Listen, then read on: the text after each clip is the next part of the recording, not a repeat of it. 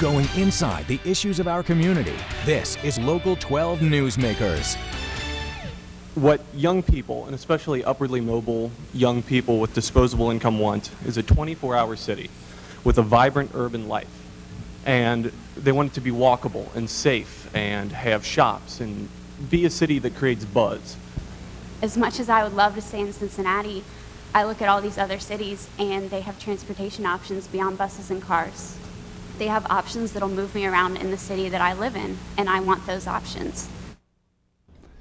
If Cincinnati wants a future as well as a past, it has to appeal to talented young people. One component of that appeal is a modern streetcar system. And on Wednesday, the Economic Development Committee of City Council heard a report about the feasibility of a downtown streetcar line similar to the incredibly successful line seen here in Portland, Oregon. Good morning and welcome to Local 12 Newsmakers. In mid-January, when the feasibility study for a downtown Cincinnati streetcar was getting started, we focused on the issues to be studied. On Wednesday, that report was delivered to the Economic Development Committee.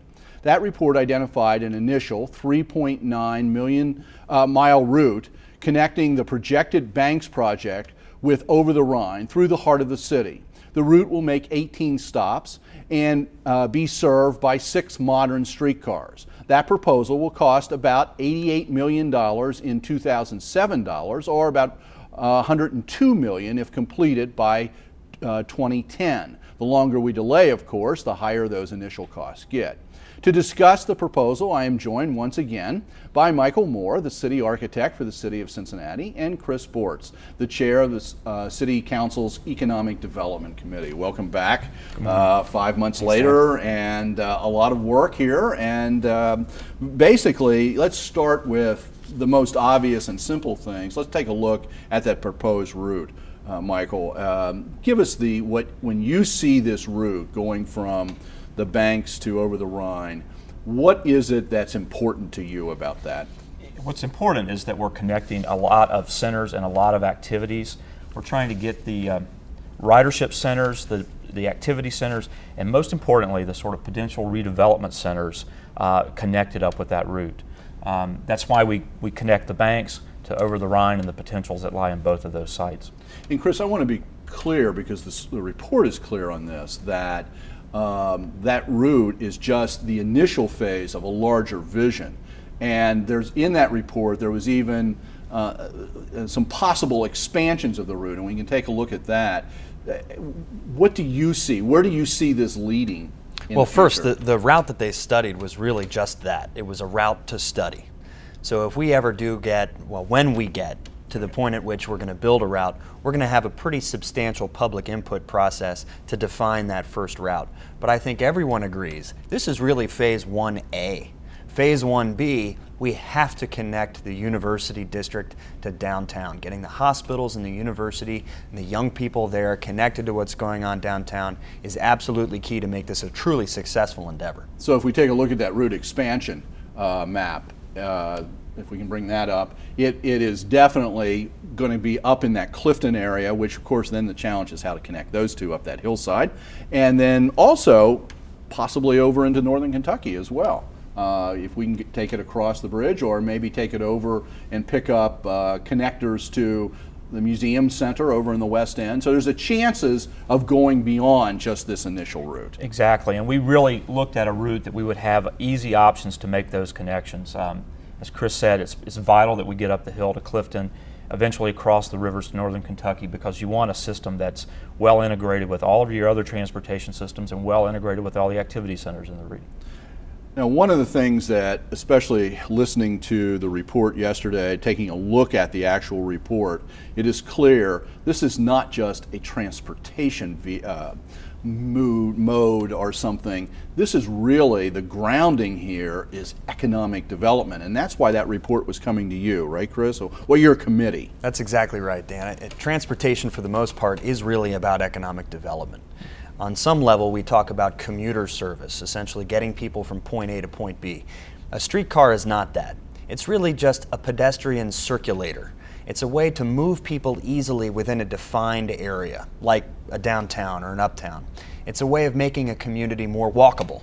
So you don't have to get in your car 5 times during the day. You don't have to get in your car to get lunch on your lunch hour. You don't have to get in your car to go to the grocery store and then back down, let's say, to a Reds game. You can do all that very easily by essentially getting on a moving sidewalk that's comfortable, that's air conditioned, that takes the sting out of some of the hills in the city, makes it a little easier to move around in a community and not have to get in your car or get on the bus all the time. So that quote, I think it was, the young man's name was Brad Thomas, he talked about a walkable city, and that is very key. Even though we're talking about a transportation, a moving sidewalk, a streetcar, we're talking about increasing walkability is really the key, right? Exactly. That's primarily the case. It's a way that you sort of shorten people's walk. Most folks would never walk from Findlay Market to the banks, but if a streetcar trip is 5.5 minutes or 10 minutes to that, it shortens that walk time by exponentially. Okay. And it makes it so much easier just to get around. And as Chris said, it's the old saw in transportation is it's about moving people and moving their money. So it's how do you connect those things and get the money to the new points of. One of the maps that's in this study that I would like to take a look at, and it's the one focusing on streetcar development zones, and I think you mentioned it was the hot map or something. As we worked through this process, we referred that as the hot map, partly because of the color, but that really shows the sort of zone of impact. And if you see in the map, we look at sort of zones, the proximity to the streetcars where we'll obviously probably get the most intense development activity. So one block on either side of the tracks. Right, but that activity also works its way out, and the studies have shown and experience in other cities have shown that really is sort of a 3-block impact. So from a streetcar line, 3 blocks on either side, and since we have a one-way pair system, we've got our lines separated by a block. We really are talking about a coverage area of 7 blocks, which covers most of downtown and most of over the lines. I stopped in at the UC studio last summer one day, and there were graduate students sitting there doing all this analysis that if the streetcar went up this street, there's this much open space or older buildings that could be redeveloped, and we could have that much impact. But if we moved it over this street, we could find. So in determining this route, even in determining the route, it's not just about, oh gee, we can go up this street and over this, and won't that be fun? But it's actually taking a look at what the potential impact is, right? Exactly. This is about unlocking potential development opportunity and tapping into as many of the vacant buildings. Or here, a statistic came out of this analysis that was absolutely astonishing to me. There are 96 or 97? 97 acres right. of surface parking in this study area. That's an extraordinary amount of developable land that if we can tap into, now you're talking about higher density use, you can get to more people on the street, and we know what happens when you have more people on the street. It impacts so many different economic development levers. It also impacts safety. I mean, one of the best things that every city has found, I just came back from 4 days in New York, you feel incredibly safe because there's so many people around you all the time. I mean, if a vacant street is a dangerous street. A occupied street is a safe street. Absolutely. Exactly. Particularly when you have people living in buildings. A vacant building becomes a haven for crime, but also you have no one who cares about that particular section of sidewalk. When you own a building or you own a condo and you've got that little section of sidewalk, you're paying attention to what's going on there. You know your neighbors. You know the business owners along the street. And that helps also create that sense of safety. Let's take a look at some figures about some of the development patterns in other cities that have introduced modern streetcars in recent years. So let's take a look, for example, the great example everybody points to is Portland. Introduced their first part of their streetcar line, they keep building it out, in 2001, not that long ago, 7,000 new residential units, either condos or apartments. Tampa, the system started in 2003, 700 new units since 2003. Little Rock, Arkansas, now not the center of the universe, just introduced in 2004, 650 new units along the streetcar line. I mean, this isn't just pie in the sky. This is, you've got comparative statistics from other places. Exactly. We're about twice the size of Little Rock, and even in the numbers that we've sort of generated out of the study, we've tried to be very conservative, not to oversell, and we feel like that from our projections, we can exceed even what Little Rock has done by about 2 times. So it's not out of the question that we could do even more than that. Most cities have found, even beyond their projections, they've greatly exceeded their projections. We've tried to take a relatively conservative approach to this to make sure that we deliver on what we say folks are. In the study, there's always sort of the aggressive analysis, the low analysis, and the conservative analysis, and you've consistently based your numbers on that conservative analysis. One of the things, Chris, that strikes me, and as I understand a system like this, there's pretty rapid impact from doing this in the development area, because once somebody knows, once a developer knew, for example, where the streetcar line was going, if they knew they were in that zone, they could start building when the construction, they don't have to wait until the thing opens. They can try to get ahead of the curve, right? In fact, I think there's actual evidence to suggest that that does happen. So this particular study assumes no development activity until the line is actually completed. But we all know, as soon as you announce the route, as soon as it's a real project, you'll see economic development, you'll see development taking root, and you'll see it rapidly increase in intensity and in volume in a very short period of time. So I think that's what's so compelling about some of the numbers we're getting from Little Rock. Think about what a remarkable opportunity we have in our urban center and over the Rhine. We've got these wonderful old buildings. People are desperate to tap into that investment, but the market gap is so significant. Look how hard it was to get 99 new units in over the Rhine. It took years. It took a substantial public subsidy. You can do all that at once, and developers and the market will come in and solve the gap for you. A lot of what's happening in Portland, as I understand, especially where they've extended the line most recently, which is down to the river to the southeast, there is significant development going on that has no public subsidy at all. There's just developers coming in. They want to be part of it. That's correct. That's the goal. That's the goal, is to get to a point where you don't need to continue to subsidize development, but it will start to happen naturally. One of the things I want to take a look at, and we've got some evidence from from the study about the economic impact and some numbers about how all of this fits together. If we can take a look at this.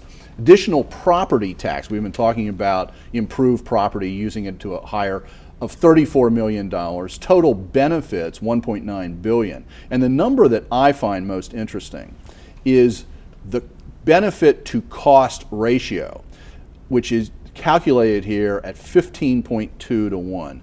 Michael, I mentioned that $102 million to get this thing started. Mm-hmm. On one level, $100 million here, $100 million there, you start to spend real money. It sounds like a lot of money, but against that, it doesn't seem like much. And that's the purpose of the study. We wanted to see if this is a project that's worthy to pursue, what's going to be our return, what's going to be the benefit, and to make sure that it is a worthwhile investment. That property tax increase that you see, that's above what we would normally see. That's the increment that we would expect to see just due to the streetcars, not what would naturally occur as property values eventually sort of evolve upward. The 1.9 billion is the sort of getting those vacant buildings back on the property rolls, getting those surface parking lots that are sort of taxed on that level now as new development, commercial and residential, on the property rolls at that rate. And then just the redevelopment that we'll see elsewhere in the system out of that. That's a pretty compelling number when you talk about all of that property coming in. And again, we tried to be fairly conservative with that, looking at that over a 10-year period. That's, I think, a reasonably remarkable number. Chris, in light of those kinds of increased tax benefits, increased property values, how does that, and this study didn't address this in detail yet, but how does that help fund something like this? Well, I think this points directly to the very useful funding source known as TIF, or tax increment financing. There are very few things out there that TIF districts were really designed to help make happen. This is one of those things, this sort of massive public infrastructure improvement. What's great about it is the streetcars, we can tell from the study, has a direct impact on property values. And property values, of course, have a direct impact on your increment finance opportunity in the TIF. So it's so closely connected, we know right away what the investment will be. And when we go put the paper together to figure out how to go issue bonds, we know it's going to be analyzed in terms of what will the actual property increase be. So it's pretty conservative in your approach. Now I think, as you note from the numbers, it only gets us about halfway there, a little more than halfway. So we still have some other work to do. Michael, where do we go from here? I mean, this is a feasibility study. What needs to be done from this point forward? The thing that the administration we're going to work on, we need to put together an implementation plan and a funding plan. And that's going to take a bit of work. We're going to go back and sit down with our consultants a bit and see what that's going to take for us to actually put together. As Chris said, TIF only gets us about halfway there, assuming that's a funding option. We're going to look at all the other options, be they federal, state, or we try to do it privately. Yes, haven't some locally, developers invested in some of these systems in other cities and help make them happen because it helps them? A corporate, real private-public partnership here is a real opportunity. Yeah. Any sense of how long that will take, that kind of study will take? We're going to have sort of the outline to that back to Chris's committee before we go on summer recess. We like to do that and work through the summer and hopefully be back in the fall with that plan, the implementation strategies, and how we go forward from there. Chris, I'm basically out of time, but what's the mood on council about this proposal? I think the mood is pretty easy to tell right now. It was really a love fest yesterday, and the reason is the question as it's been posed is not can we afford this, but can we afford not to take this opportunity? And the answer has been no, we simply cannot afford it. We have to take this leap if we're really going to achieve our potential as a great American city. And if we're going to meet the interests and the needs of those young people that we heard from at the beginning of this. Well, believe me, I'm going to keep on this, and you guys will be back. So thank you very much. Good work up till this point, and let's see where we can drive this. Thanks, Dan. Okay, stay tuned. After the break, a preliminary look at a related study focused on catalyzing business in the Central Business District.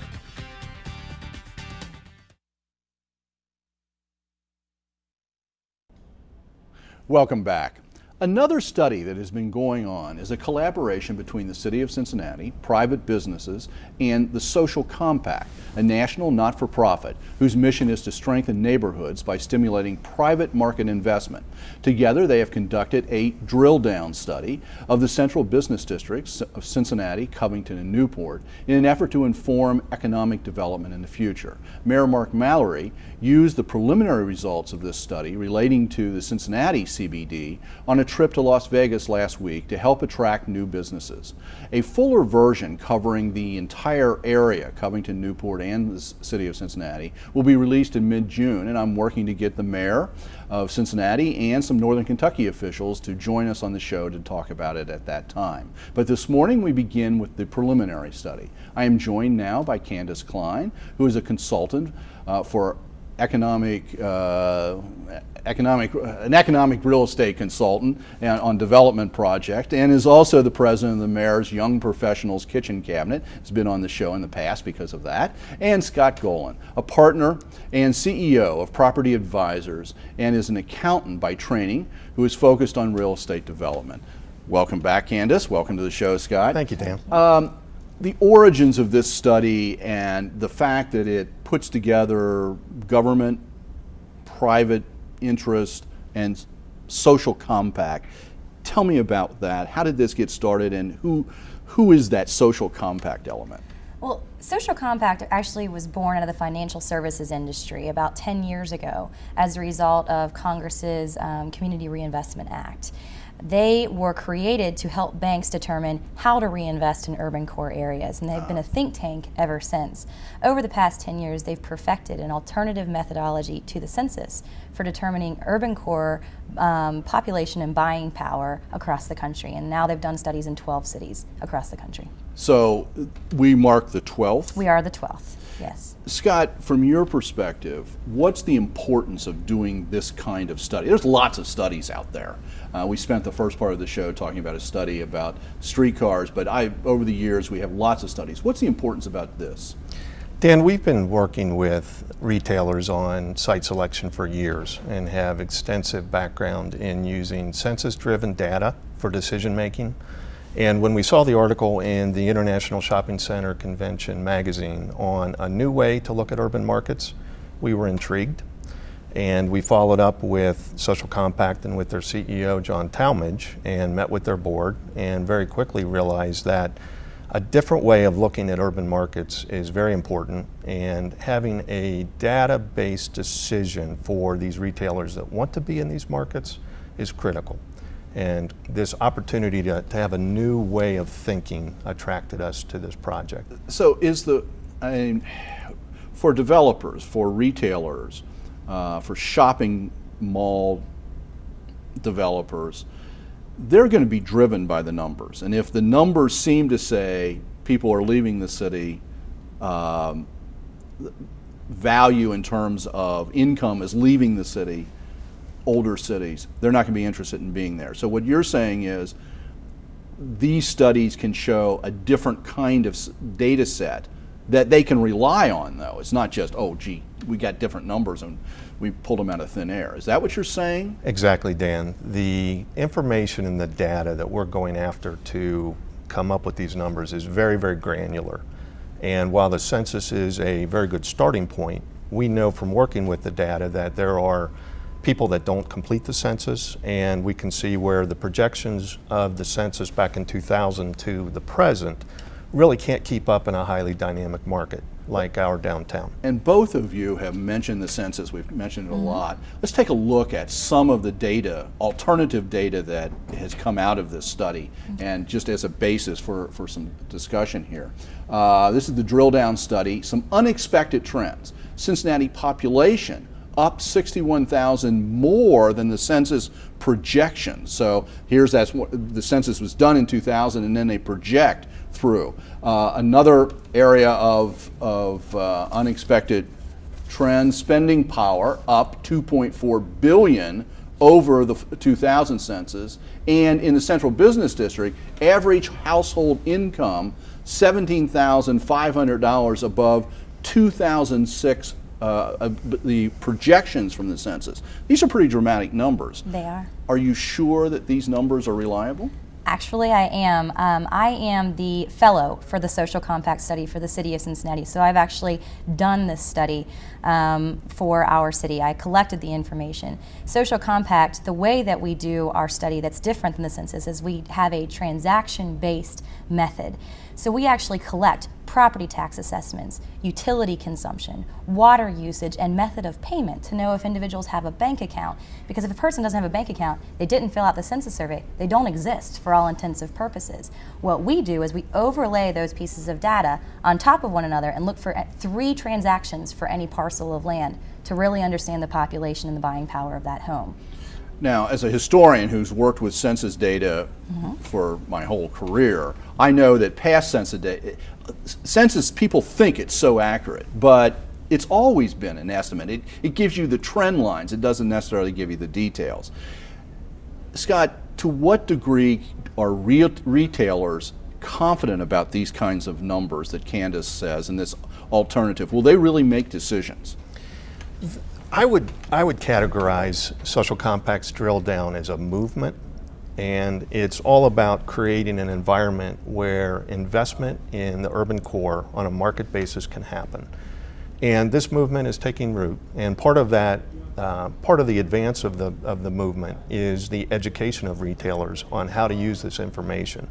To your point, Dan, if we have very specific grounded data that differs from the census, but we know it is more correct because we counted the grains of sand rather than looking at the beach, then it is compelling as long as they know how to use it. And Social Compact is in the process of teaching these retailers one by one how to use the drill down information. So it's not just you lay it on the table and everybody says, oh, well, I didn't know that, and changes their mind. You have to help them see how to change that, right? Precisely. Property advisors in Social Compact are actually traveling to 50 nationwide retailers around the country over the next few months to learn how to speak the Social Compact property advisors' data in their language. So we're going to learn how to speak retailer so that they understand how to use this information in their own site selection. Okay, I've got less than 30 seconds left. Scott, what happens next? What happens next is converting this information into redevelopment and investment in the urban core. And this market information can be used to empower capital to come into these environments and to make good decisions. Very good. Thank you for being here. Thanks for this work. And obviously in mid-June, we're going to come back to this in a more comprehensive way, and we'll spend the first part of the show on it and get into some of the more details. Thank you for being here this morning, and thank you for making Newsmakers a part of your Sunday morning. Join us again next week to meet the women and the men shaping our community for the future. Have a good week.